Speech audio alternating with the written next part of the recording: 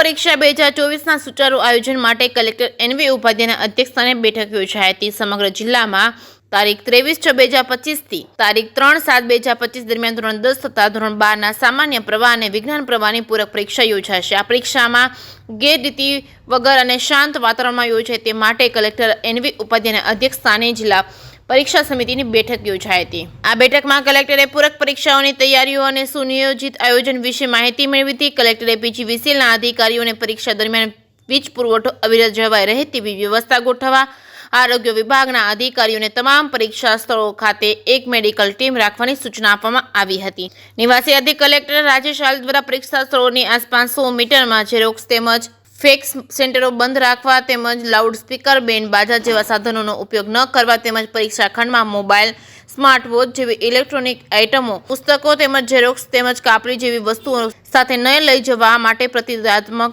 આદેશો પણ પ્રસિદ્ધ કરાયા હતા। જે કેસની ગુજરાતી સાથે મહેશ વાજા, સોમનાથ।